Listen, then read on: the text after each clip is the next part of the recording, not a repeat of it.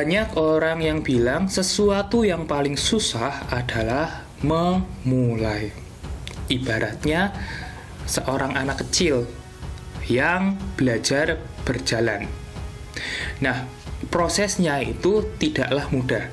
Dari merangkak, terus habis itu baru berdiri, lalu kemudian berjalan. Nah, atau paling susah adalah dalam memulai atau merintis suatu hubungan. Itu kan susah ya mengawalinya. Terus merintis usaha, itu kan harus berdarah-darah dulu kemudian bisa sukses. Hal ini pun sama seperti Indonesia pada awal kemerdekaan. Ada fase merintisnya. Nah, di fase merintis itu banyak kesusahan yang dialami oleh negara Indonesia seperti keamanan yang sangat kacau, ekonomi yang hancur karena inflasi, blokade oleh Belanda, dan Indonesia itu nggak punya kas sama sekali. Nah, jadi nggak ada pembangunan, nggak ada subsidi seperti itu. Dan untuk lebih jelasnya, mari kita simak dalam materi Indonesia Masa Revolusi atau usaha dalam mempertahankan kemerdekaan.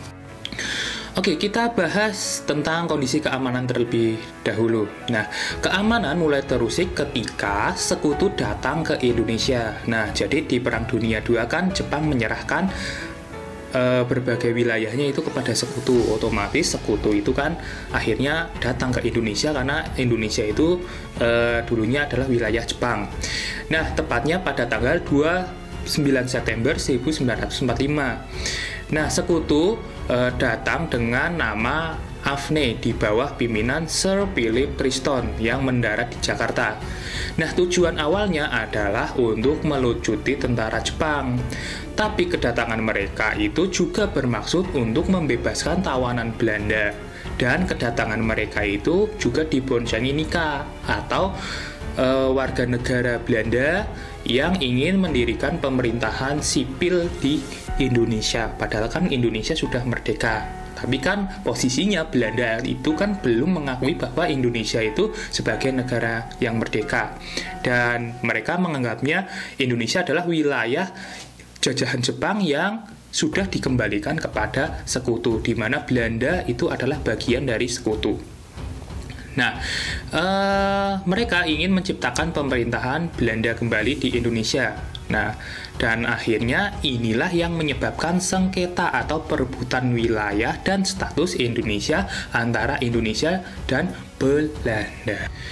Nah, sengketa tersebut menimbulkan pergolakan di berbagai daerah atau peperangan di berbagai daerah. Contohnya di Surabaya, Palagan Ambarawa, terus di Bandung, Medan Area, dan pertempuran 5 hari. Penyebabnya itu ya hampir sama, yaitu sekutu berusaha untuk membebaskan tawanan Jepang dan juga ingin bukan melucuti sih, kayak mengancam ke tentara-tentara Indonesia untuk menyerahkan hasil rampasan perang yang mereka ambil dari Jepang. Nah, contoh di pertempuran Surabaya itu dipimpin oleh Bung Tomo. Pertempurannya itu sampai ya berbulan-bulan sebenarnya, dan puncaknya di tanggal 10 November. Terus ada perang Palagan Ambarawa. Nah, di sini Jenderal Sudirman itu berperan penting terhadap kemenangan pasukan Ambarawa. Nah, tapi di situ ada kolonel yang tewas, yaitu Kolonel Isdiman. Terus ada Bandung Lautan Api, di mana warga Bandung itu membakar kota Bandung supaya tidak dimanfaatkan oleh sekutu. Terus ada perlawanan di Medan atau disebut dengan Medan Area. Terus ada pertempuran 5 hari Semarang. Ini sebenarnya adalah konflik antara tentara dengan Jepang, karena Jepang itu diindikasi meracuni sumber air di Candi dan menyebabkan Dr. Karyadi itu tewas. Dan setelah itu pertempuran itu terhenti setelah sekutu datang dan Jepang dilucuti. Nah, untuk menghindari pertumpahan darah, selanjutnya pemerintah Indonesia itu melakukan perundingan dengan Belanda. Nah, Belanda ini sebenarnya nggak mau karena Indonesia itu diwakili Soekarno. Nah, supaya Indonesia bisa berunding dengan Belanda, akhirnya Indonesia terpaksa merubah sistem pemerintahannya dari presidensial ke parlementer, di mana yang mewakili perundingan itu adalah kepala pemerintahan atau perdana menteri.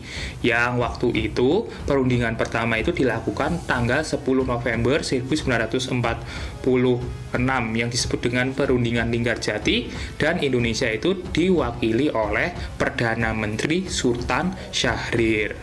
Nah, di perundingan ini Indonesia banyak mengalami kerugian, dan isinya apa aja sih? Ya, diantaranya adalah Belanda itu mengakui secara de facto wilayah Jawa, Sumatera, dan Madura. Jadi wilayah Republik Indonesia itu hanya Jawa, Sumatera, dan Madura.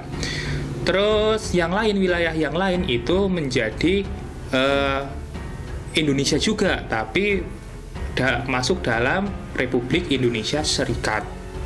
Nah, terus yang kedua, RI dan Belanda itu membentuk Republik Indonesia Serikat. Nah, ini ya, RIS. Negara serikat itu adalah di mana negara yang di dalamnya itu bukan provinsi, tapi negara bagian. Jadi ada negara Republik Indonesia, ada negara Indonesia Timur, negara Pasundan, dan lain-lain, dan mereka itu bersatu menjadi Republik Indonesia Serikat. Terus RI dan Belanda itu membentuk Uni Indonesia Belanda, dan Ratu Belanda sebagai ketuanya. Nah, di sini Uni Indonesia Belanda intinya negara Indonesia adalah negara bawahan dari Belanda. Nah, itu kan sangat merugikan. Nah, namun apakah dengan perundingan itu Belanda berhenti mengacaukan Indonesia? Ya, belum juga.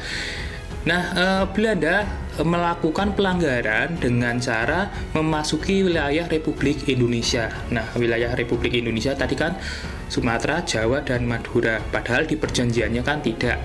Tapi Belanda itu menafsirkannya lain, karena Republik Indonesia itu termasuk Republik Indonesia Serikat. Jadi Belanda boleh kayak gitu. Nah, itu kesalahan tafsir.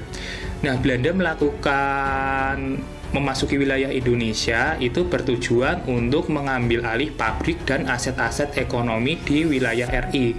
Nah, selain pabrik itu ada perkebunan. Nah, serangan terhadap wilayah Indonesia tersebut disebut dengan agresi militer 1 Belanda yang dimulai tanggal 21 Juli 1947. Nah, tindakan tersebut tapi bisa dihentikan setelah PBB atau Persatuan Bangsa-Bangsa itu mengeluarkan resolusi atau peringatan terhadap Belanda dan menyarankan kedua belah pihak untuk melakukan perundingan lagi. Oke, tadi kan PBB akhirnya menyarankan Indonesia dan Belanda melakukan perundingan lagi. Nah, perundingan yang selanjutnya itu disebut dengan perundingan Renville. Nah, saat itu Indonesia diwakili Perdana Menteri yang baru bernama Amir Syarifuddin.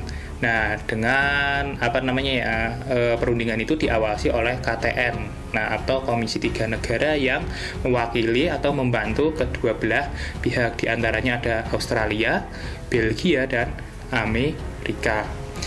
Nah, isi dari hasil perjanjian tersebut adalah penghentian tembak-menembak. Terus yang kedua adalah daerah-daerah di belakang garis Van Mook itu harus dikosongkan. Garis Van Mook itu adalah garis di mana wilayah tersebut itu berhasil ditaklukkan oleh Belanda waktu agresi militer 1. Terus Belanda bebas membentuk negara federal di daerah-daerah yang didudukinya melalui jejak pendapat terlebih dahulu. Nah, ini Indonesia semakin tersudut. Terus akan dibentuk Uni Indonesia Belanda. Namun lagi-lagi Belanda itu mengingkari perjanjian, ya. Tadi mengingkari perjanjian Renville. Dan pada tanggal 19 Desember 1948 Belanda kembali melakukan agresinya, disebut dengan agresi militer Belanda II, yang sasarannya adalah untuk menghancurkan ibu kota negara. Kenapa mereka menyerang ibu kota? Nah, karena ketika negara itu diserang ibu kotanya, maka negara itu akan hancur atau hilang. Dan waktu itu, ibu kota Indonesia itu berada di Yogyakarta. Nah, Yogyakarta itu mendapatkan serangan dari udara dan juga darat. Nah, sehingga ini membuat tentara itu terdesak yang dipimpin waktu itu oleh Panglima Besar Jenderal Sudirman, yang akhirnya mereka melakukan perang gerilya sampai ke Madiun, Ponorogo, dan lain sebagainya. Nah, terus posisinya Soekarno itu ditangkap oleh militer Belanda dan beberapa orang itu diasingkan. Nah, tapi sebelum itu Soekarno itu memerintahkan kepada Safruddin Prawira Negara untuk membentuk pemerintahan darurat Republik Indonesia atau PDRI, dan pemerintahan pelarian itu di India dipimpin oleh R.A. Maramis seperti itu.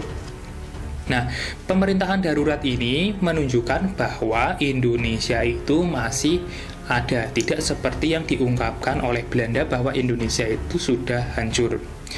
Namun beberapa bulan kemudian, tepatnya pada tanggal 1 Maret 1949, tentara Indonesia itu akhirnya menyerang kota Yogyakarta secara besar-besaran. Tujuannya adalah merebut kota Yogyakarta, dipimpin oleh Sultan Hamengkubuwono ke-9 dan Soeharto. Nah, peristiwa tersebut disebut dengan serangan 1 Maret.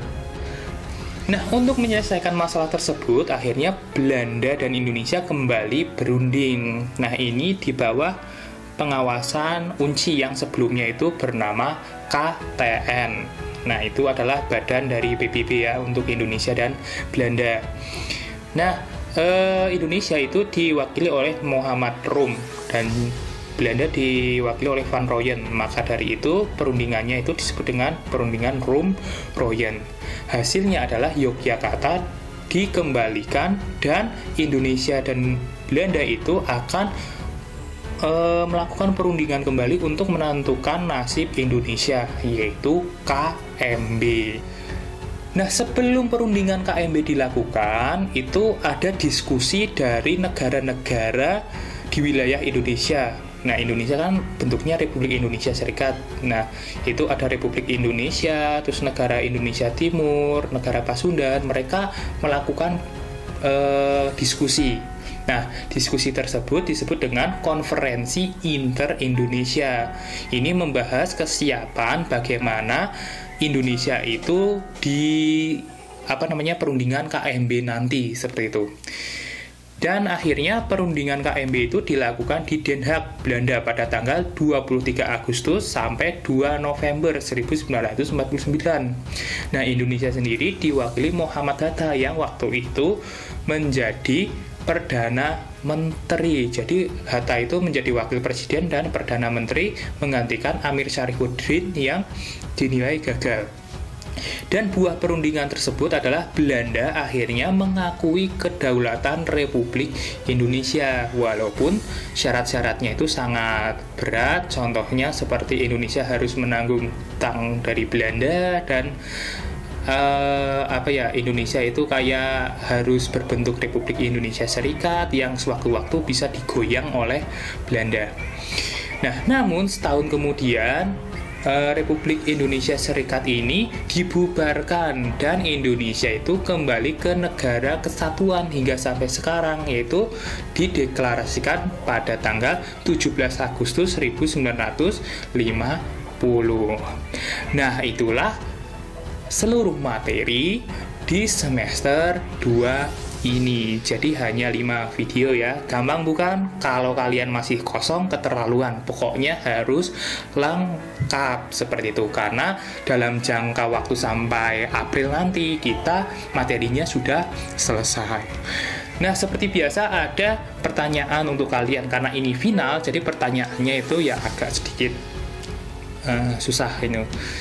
Pertanyaannya adalah jelaskan mengapa terjadi sengketa antara Indonesia dan Belanda. Terus kenapa kok harus diadakan sebuah perundingan antara Indonesia dan Belanda. Padahal kalau berperang pun bisa mempertahankan Indonesia dengan sangat perjuangan seperti itu. Nah, jawab pertanyaan tersebut di kolom deskripsi. Saya ucapkan Sampai jumpa di tahun ajaran baru. Terus nanti untuk kelas 11 itu ada PTS dan juga ulangan harian. Ya, saya ucapkan tetap semangat, jaga kesehatan karena kondisi sekarang semakin buruk, kurva COVID itu masih meninggi. Nah, akhir kata, wassalamualaikum warahmatullahi wabarakatuh. Sampai jumpa.